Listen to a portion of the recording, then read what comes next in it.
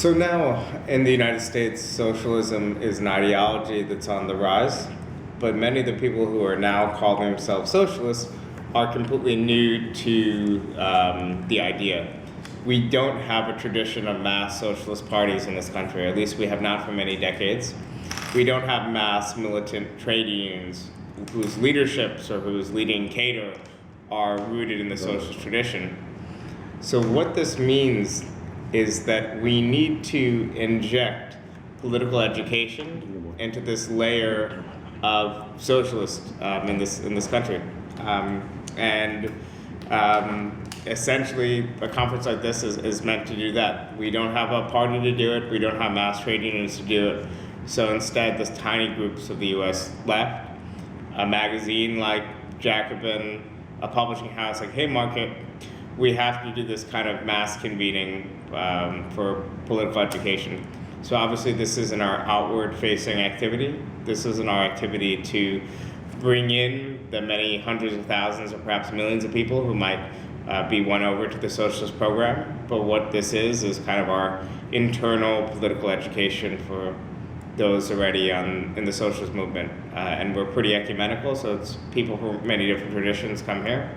But the lion's share of the people here are relatively new democratic socialists who've just joined DSA and other groups in the last couple years. So there's about 1,600 or so people in attendance.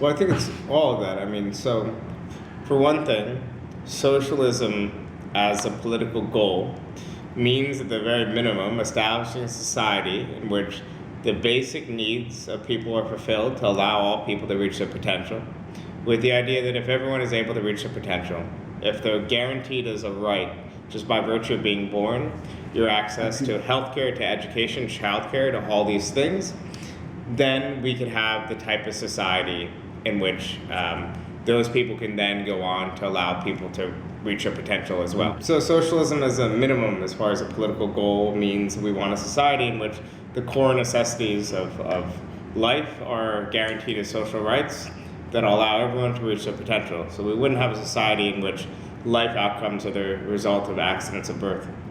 But more broadly, we're not concerned with just the distribution of power and resources. We're also concerned about how this power is exercised in society. So fundamentally, socialists want to see democracy extended from just the political realm into social and economic realms as well. So we can do this, for example, by fostering forms of worker ownership and so on. But the logic of all these things, both are decommodifications, so taking away certain things from society that today is the domain of the market and private ownership and putting it in public hands.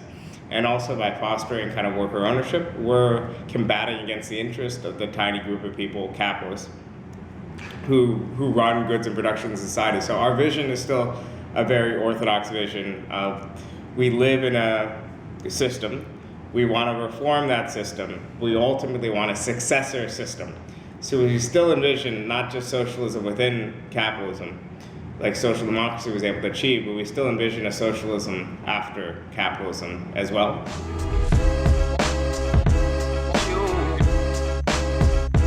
I think, if anything, socialism has probably a better name today in the United States than it does in France.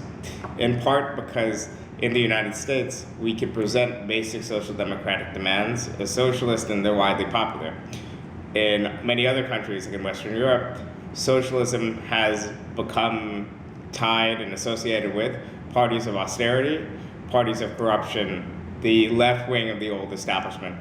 So certainly it's better to call yourself a socialist in the United States in a certain respect than it is with the legacy of the Socialist Party in France, or especially in Italy, where socialism is just associated with the most rank and disgusting corruption of their craxy, administrations. So socialism in the US is an insurgent force that has an immediate program that's widely popular. So socialism has been used so much as a battering ram of the right. They've called every single minor reform socialist. They called even Obama centrism socialism, that it lost some of its bite. It used to be a much scarier word. Today, it's just broadly associated with any redistributive government program and so on. Now, that's not my definition or my vision of socialism, but it's a better starting point for a conversation than if people were associating socialism with gulags and bread lines and so on. So I think that in a country like the United States, but this is also true in all of Europe, the workers' movement have been so devastated, the socialist movement has been so devastated, that we need a strategy that's based in slowly replanting ourselves in working class communities, slowly organizing in trade unions, slowly making those trade unions more militant, slowly engaging in social movements, slowly rebuilding our electoral base. And for years, the left of various stripes, but let's say particularly the European left, has pursued get-rich-quick schemes. So in other words, a party like Rifondazione would reach 4 or 5% and then say, let's join a coalition government with Prodi. Let's become a party of government. And I think we're missing some of the lessons for how, how we should proceed. So it really depends tactically. So I think we need a patient strategy, but we also need to be able to take advantage of electoral opportunities. So for example, Podemos was completely right to pursue a very aggressive strategy in its early years. But now that they're in a different temporality, now they need to slowly build institutions and build an actual structure and base. In the United States, we're very aggressively, I'm a Bernie Sanders supporter, I'm a surrogate for his campaign. I am spending my time helping to build the campaign as best as I can. Now, that's a shortcut. We're pursuing this electoral campaign, this race, and so on. But at the same time, our wider strategy isn't just after Bernie's done, if he loses, we're just going to go on to the next candidate, the next candidate, the next candidate. No, our goal has to be to use this moment to actually rebuild and re-inject politics at the base of civil society.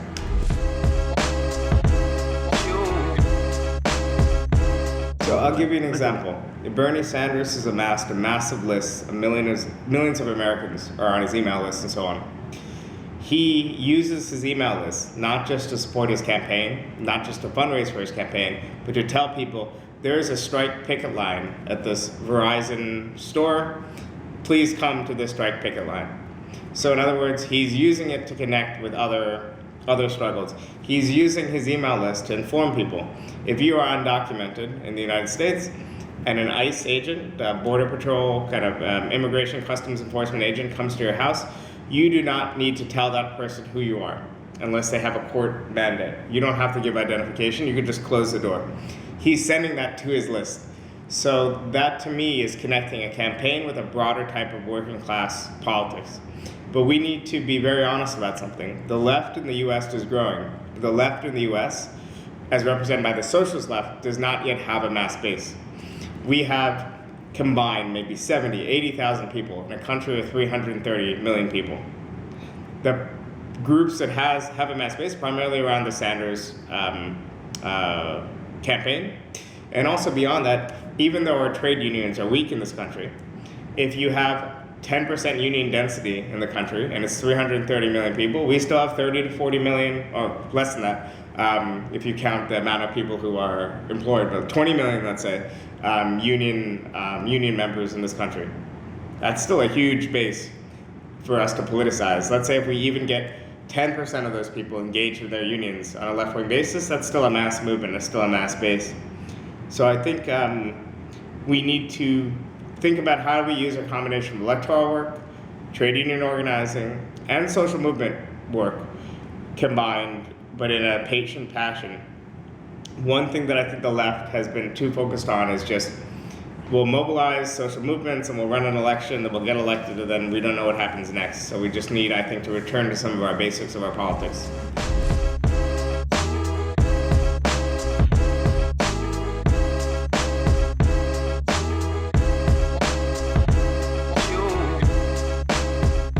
Maybe. It's hard to say. It's impossible to separate subjective and objective factors, really. We could speculate, sure, I think it played a role. But in many ways, what's interesting in the United States is there wasn't really a movement. Before Sanders, there wasn't much of anything. Okay. So it's not even like in Spain with Podemos. You could say there was a movement, that movement became part of a party and so on. There's actually was a break and not much continuity between Sanders and Occupy. And in fact, the core group of people around Sanders politics himself, these aren't newly politicized people. These are kind of, broadly social democratic people who have just been around doing their politics. Sanders has been saying the same things since the 60s, 70s, and 80s. So one thing, though, I would say, and what I was trying to emphasize, was that this missing ingredient of trade union involvement, not necessarily trade union bureaucracy, but rank and file trade union involvement is key, because you can't actually administer a program or take power without it. You can maybe win an election, but you can't really administer a program. In many countries in Europe, where the unions are tied to center-left parties, the left has tried to organize around them. But we need to actually win the battle for unions in order to actually wield power. So Die Linke needs an industrial strategy if it's to win power. But instead, we've been content, broadly speaking, we as the international left have been content to be an opposition movement of 10% through young people, through, whatever. So all these new categories, it's just we're repeating the same substitutionist kind of politics that we had in the New Left, but in a new form. And this is mostly just out of our weakness. So I think we need to figure out how to organize in mass industry.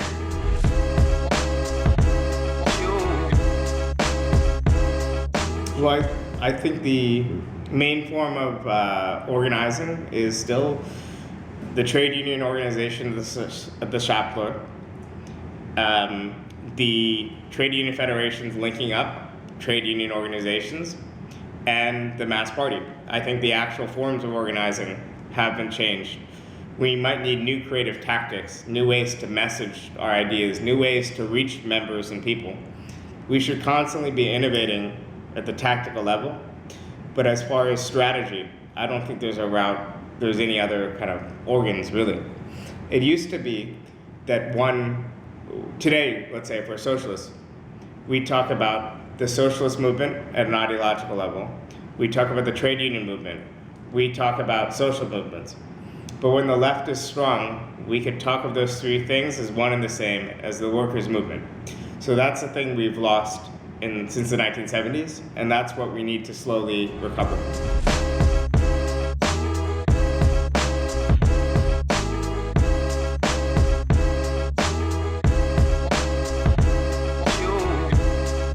So I think, broadly speaking, what we mean by working class isn't the old just manual or industrial working class. We mean broadly the 60+% of the population that have to work for a living, that every single day have to clock into an employer, and that's how they survive. So this encompasses everyone from teachers to nurses to kind of the old industrial working class. So I would say there has been a return more broadly in U.S. society of discussing class. Often this is done at just the cultural level, but more and more Americans, I think, are realizing that they're not temporarily embarrassed millionaires, but in fact that they are, people who are going to be stuck in this rut. And I think it's very obvious now when we're having a generation that's going to have lower kind of living standards than their parents, that in fact, class is real. And I think people feel the precarity of their lives very, very firmly. And how we engage people at the level of class isn't through abstract discussions about class versus identity, because Black, white, Latino workers all basically have the same top 5 demands. The order is slightly different, but people care about jobs, they care about healthcare, they care about security. In other words, everybody wants to take care of themselves and their family, and from this flows a few core demands, and these demands are widely popular. Now, obviously, beyond that, there's certain people who feel more acutely oppression. Now, when it comes to Bernie Sanders, he lost the vote among people of color, not necessarily women, but people of color, because they knew who Hillary Clinton was, and they didn't know who Bernie Sanders was.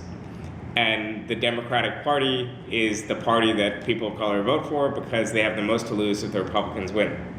So in other words, is there something programmatically, at least traditionally in France, right? The French Muslim population in France was traditionally voting for the Socialist Party.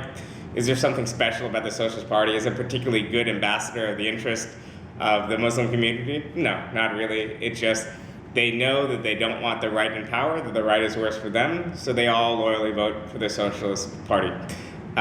In the US, it's something very similar with a lot of mainstream and establishment Democrats and black and brown people.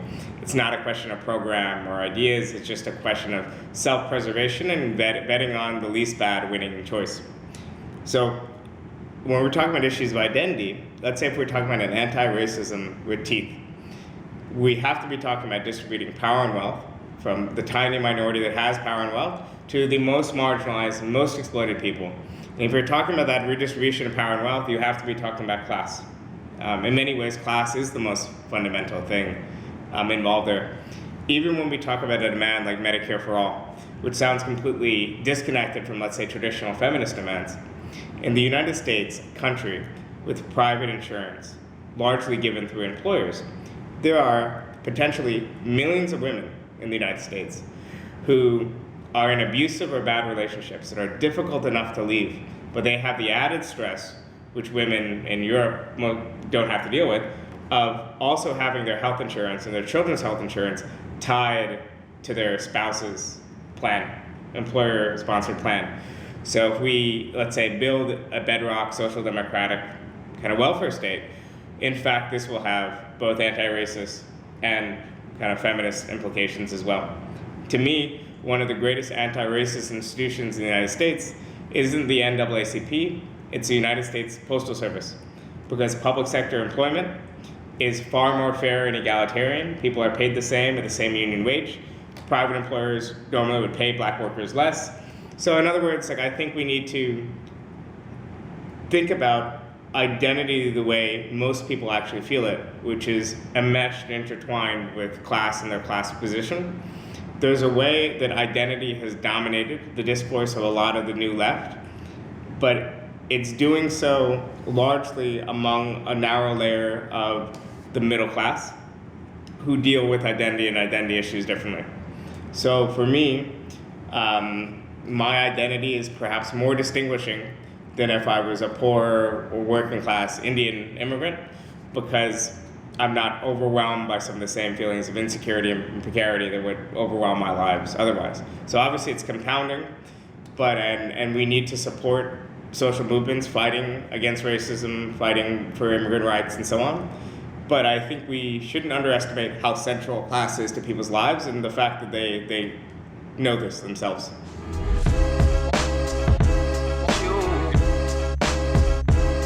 Yeah, so I think within the Democratic Party, he's opening up the party completely to the left in such a way that all the candidates, with the exception of Joe Biden, are basically pretending to be Democratic Socialists. They're using similar rhetoric, they're talking about redistribution, they're talking about immigrant rights, they're talking about all these other things that would have been very unpopular before. They're staunchly opposed to the war on Iran or any kind of foreign adventures like that. The irony, of course, is the Democratic Party isn't just a theory, like these presidential candidates, saying, oh, if I was president, I would do this. It's actually a real party that's in office in the House of Representatives, that's governing in cities and states across this country, that's actually governing like a center-right party. So I think he's changed the rhetoric of the Democratic Party, but not necessarily the substance. But there is a minority of the Democratic Party, maybe just a handful of people in Congress, a handful of people in offices across the country that are self-described democratic socialists, that are associated not with the Democratic Party establishment, but rather are associated with a set of ideals that are many times very hostile to the rest of the Democratic Party. So we're in an unusual situation in the US where we need to run many of our candidates through Democratic Party primaries. That doesn't mean we think we could take over and transform the system, but it does mean that we kind of are forced to do this. I registered as a Democrat when I was 18 years old. It's not a party system the way you have in Europe, It's not a membership-based system. I could never be expelled from the Democratic Party. You know, I go to, I've been to Cuba. I was a sympathizer with Cuban solidarity efforts, with anti-war movements. I've voted in presidential elections for Green Party candidates instead of for the Democratic Party candidate. There is zero mechanism in which they could expel someone. You know, it's a very different system, and it's a little bit more diffuse, more open. It's almost like a no-party system than the two-party system. So we tactically have to try to run our candidates where we can, and that has the effect of influencing the parties. But I don't think we can transform the Democratic Party into a social democratic left of center party. I think ultimately we'll have to create our own party, but we're very far away from that point today.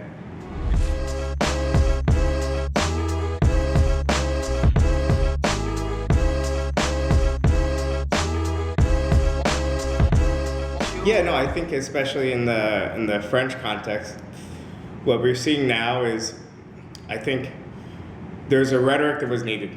The French left needed a jolt and needed something new. But what it needed, I think, was a new rhetoric, a new way of speaking, a new way of relating. But the institutions of the French left, you know, these were institutions carved by over 100 years of struggle. I guess the Communist Party was 1921, right? So 20, the Congress of Tories, right? Yeah, so 1920. So, you know, 99 years of organization, 99 years of building roots, 99 years of continuities, of successes and failures. I think in many ways in the left, we're constantly always searching for the new thing. But we need to differentiate between continuity and strategy, and also maintaining democratic deliberative measures. So, you know, in the French situation, there's a need to win elections, but what happens if you win an election and you don't have a mass party? If you don't have a way to mobilize people, those people are just going to be disappointed when a Jean-Luc or any other leader takes power and is unable to carry out their program, and it's going to lead to another swing to the right. So, you know, my, I guess, approach is, in a way, it seems conservative, but in fact, I think it's quite radical to want to keep alive radical institutions, to democratize them, and to believe that any change we have in our tactics should come with the continuity of keeping alive institutions. And we need to figure out what institutions can be saved and what can't, you know. And obviously, in the case of the Socialist Party, it seems like, you know, it's all over, in part because the Socialist Party is a party of government. Yeah. The Communist Party has always been a party of opposition, so I'm pretty confident that you'll be able to survive and keep reimagining yourself.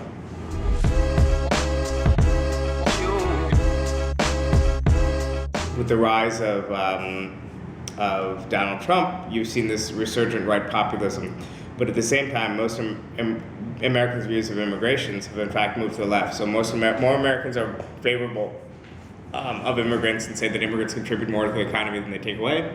And this wasn't the case 20 years ago. So I think it's very important to remember that there's now majorities for things like job guarantees, for Medicare for all, and so on.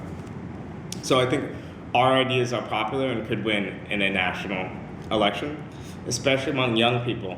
You don't have what you see in Italy and in other countries, where young people are supporting right populist parties like the Five Star Movement, or you know, whatever you define the Five Star Movement as. Is clearly a manifestation of the right, or serving those interests. In the U.S., Bernie Sanders is the candidate and is the voice of millennials. So I think it's very important, I think, not to let the election of a president that only had minority support to begin with, and has only bled support since then, with overall dynamics in the country. I think, though, it's clear that the future belongs to either some form of broadly egalitarian, social democratic, whatever, however you want to define it, politics, or it belongs to the far right. What we need to balance, what's very difficult, is that we need to have a shield to recognize the far right as the main threat, while at the same time we need to attack the center in order to differentiate ourselves from the center, and because we think that far right or that populist right is created by the failures of the center. But it's a delicate balance. So if Joe Biden is elected as a Democratic nominee, I think in swing states we would have to vote for Joe Biden. But at the same time, we know that if Joe Biden is elected, that'll only kick the can down the road, and we're going to deal with the problem. So obviously, this is a parallel that has a lot in common with France. Because if you end up just spending all your effort saying the main enemy is Eurosceptics of the right, the main enemy is the National Front, then why in the world would people vote for communists if they could vote for centrists who oppose Euroscepticism and centrists who oppose the National Front? And I think this is our dilemma. So we have our own version of that. In the US, we need a politics that is against the democratic establishment, but also against the right. In Europe, you need a politics that's against the far right and against nativism, but also against European integration, I think. At least that's my view on, anti-European integration. And it's a delicate balance, and it's hard to do, but that's what we need to do. We're creating a pole of opposition with hopefully with not falling into kind of the third periodist, trap.